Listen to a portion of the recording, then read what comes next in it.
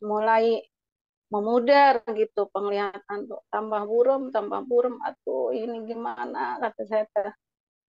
Non penglihatan kayak gini anak-anak masih kecil ya, lagi membina madrasah ya Allah. Ashifa Center.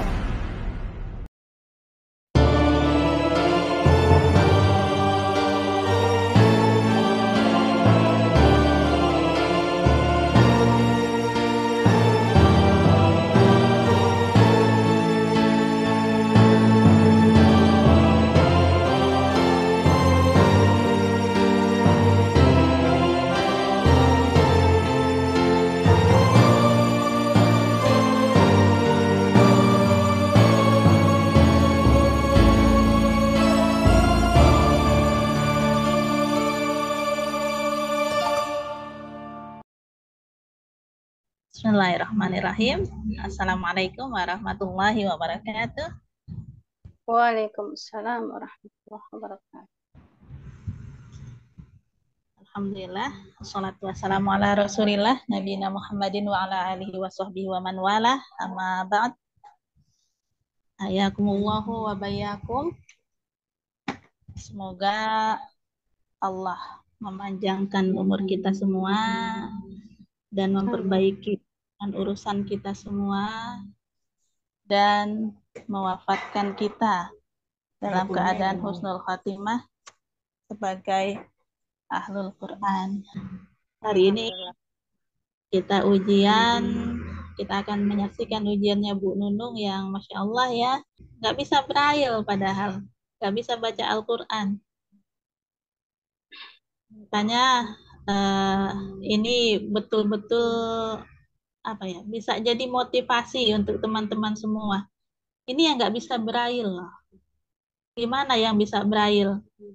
Yang bisa baca Al-Quran braille, yang kesempatannya lebih luas lagi untuk menghafal.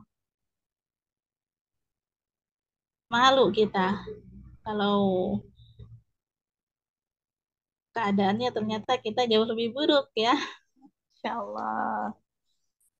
Ya mungkin untuk lebih enaknya nih, karena kita belum kenal nih sebetulnya Bu Nunung nih baru masuk ya. Baru berapa lama Bu Nunung? Kayaknya belum ada setengah tahun ini. Baru dua bulan, mau 3 bulan. Mau 3 bulan, Alhamdulillah sudah bisa ujian. Makanya belum banyak yang kenal ini. Jadi kita kenalan dulu Bu Nunung. Iya. Kenalkan Iya. diri, teman-teman lebih kenal, nanti lebih enak. Iya. Silakan. Assalamualaikum warahmatullahi wabarakatuh. Saya Nunung Nuriyah dari aslinya mah dari Majalengka gitu. Tapi sekarang tinggal di Subang ikut suami di daerah Pagaden Subang gitu. Dari tahun 2003 dibawa pindah ke Subang sama suami. Terus di sini membina madrasah diniyah itu masih awas, masih bisa melihat dari 5 orang, 10 anak, 5 anak tuh terus berkembang itu. Terus udah mulai punya anak yang kedua tahun lahir tahun 2008. Nah, mulai anak yang kedua berumur 6 tahunan, berarti 2014 lah mulai memudar gitu penglihatan tuh, tambah buram, atuh ini gimana kata saya teh. Non penglihatan kayak gini anak-anak masih kecil ya, lagi membina madrasah ya Allah, jangan cabut penglihatan saya gitu. Mungkin Tuhan berkata lain, terus aja memudar, tambah putih gitu, penglihatan tuh putih. Jadi sekarang masih alhamdulillah masih sinar matahari sama lampu masih kelihatan, tapi kalau orang mah udah nggak kelihatan gitu, sama tulisan nggak kelihatan. Jadi alhamdulillah dari tadinya dari Mbak Sophie ikutan hafalan Al-Quran tuh dari juz 30 udah ada tadinya udah hafal lah 30 tinggal diperdalam tuh sama Mbak Sophie gitu. Udah bisa alhamdulillah terus cari-cari yang pengen yang pakai Android gitu supaya jelas ini suaranya. Cari-cari kemana ini? Ya Allah, udah mungkin dipertemukannya sama orang jauh sama Bang Yudi orang Manado gitu, sama Bang Irwan orang Kalimantan gitu. Ini ada ini Yayasan Ashifa sama Umi. Taunya Umi Bilkis kirain bukan Umi Aisyah. Taunya Umi Bilkis ya Allah. Alhamdulillah sampai sekarang bisa bergabung gitu. Begitu mungkin kisah kisah sedih. Ya Allah. Teman-teman mungkin ada yang mau ditanyakan sama Bu Nunung? Mungkin ada yang ingin kenal lebih jauh? Assalamualaikum warahmatullahi wabarakatuh, Umi dan Teh Nunung. Waalaikumsalam. Iya, Ini Teh, Waalaikumsalam. saya Harun mau tanya Teh. Iya. Itu kan Teh Nunung kan apa ya, mohon maaf bisa dikatakan ya belum bisa baca Braille. Nah, terus Iya. untuk cara menghafal Al-Quran itu metodenya kayak gimana Teh? Begini Kang Harun. Ini sementara dari awal ikutan di Mbak Shop itu dibeliin MP3 yang Al-Akram tuh. Iya. Al-Akram ini yang bisa per ayat, per halaman, per juz gitu. Tapi sementara yang difokuskan ini Teh Nunung muter-muternya yang per ayat dulu. Caranya jadi setiap mau setelah sholat tuh jadi diputer berapa ayat, 5 ayat, diputer-puter-puter terus satu ayat balik lagi gitu sampai 5 ayat lah jatahnya 5 ayat satu sholat waktu sholat gitu. Nah nanti diulang-ulang kan harus matang dulu itu Betul. dimatengin dulu 5 ayat itu dari sampai berapa waktu sholat gitu udah matang baru nambah lagi gitu 1 ayat 5 ayat deh gitu. Iya. Saya mah dari mentah itu dari juz 29 tuh dari mentah bener Kang Harun. Oh, iya, Masya Allah. Nggak kena sama sekali itu. Kalau yang juz 30 mah mending kan dari sekolah madrasah kan itu udah diajarin gitu sama guru-guru. Tapi juz 29 itu dari mentah bener dari nol. Ya Allah. Dari nol gitu ya. Alhamdulillah sih dapat diingat gitu. Assalamualaikum warahmatullahi wabarakatuh. Waalaikumsalam. Saya Sarang sah. Aini. Baik. Iya Mbak, saya Aini Teh mau nanya. Iya Teh.